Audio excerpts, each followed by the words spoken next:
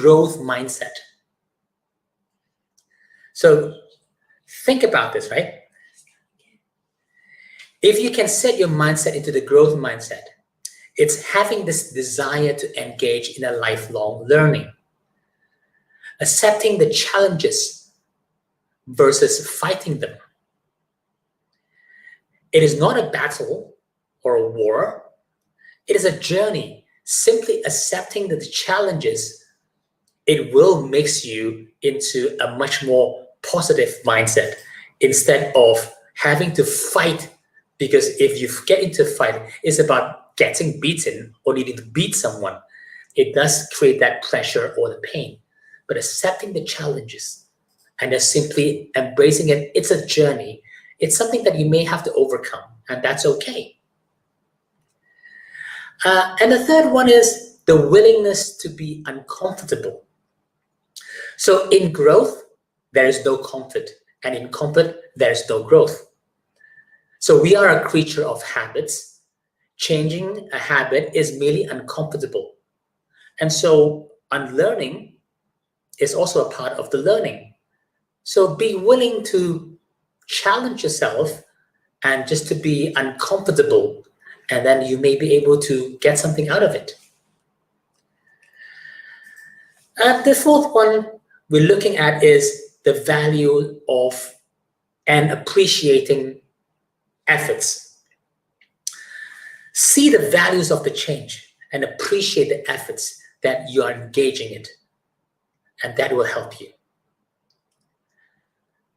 And then the next thing is about learn from the mistakes. I come from the school of hard knocks, transforming those mistakes, transforming those experiences into meaningful lessons, and not to dwell into the failure and the guilt and the shame.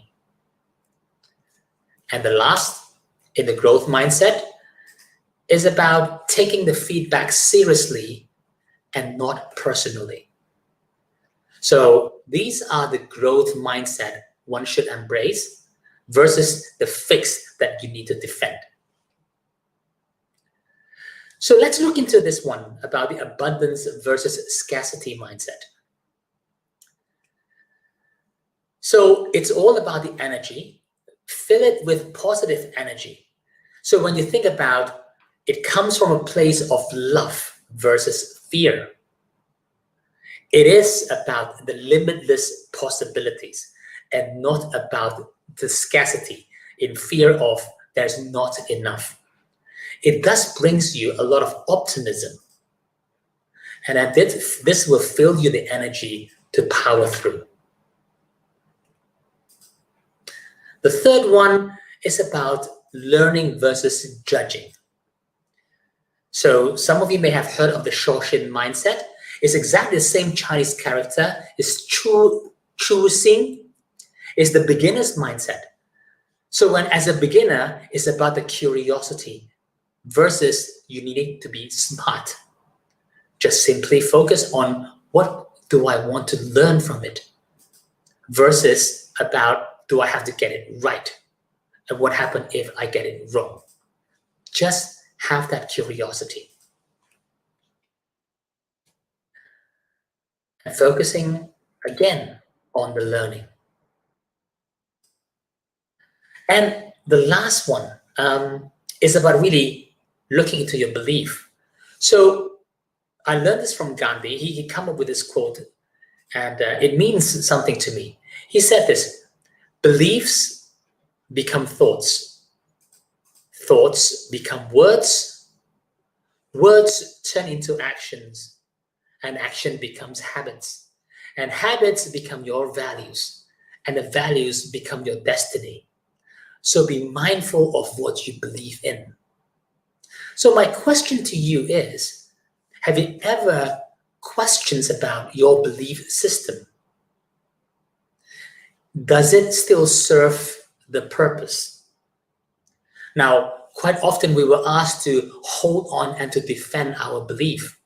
I'm not saying that you should just simply discard all the belief system, but just simply ask yourself this: is what I'm believing still serving the purpose? If you really, really want to hold on to the belief and not willing to question that or to challenge that, imagine the world today could still be flat. Because at one stage, for the very, very long time, we do believe the world is flat until someone started to challenge that. And that challenge turns out to be, oh, actually the world is not flat, it is round. So this is what and how I embrace changes.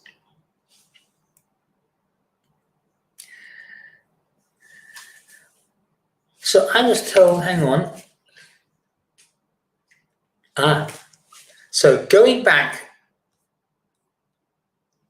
to the first thing,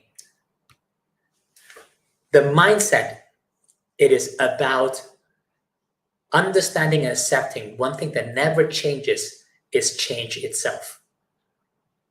And it comes with, if you really want to embrace changes, you do have to believe it's all in your mind.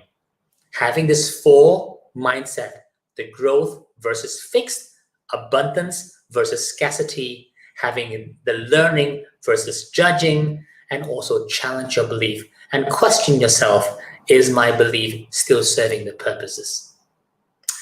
So that is basically the bite-sized learning for this sessions.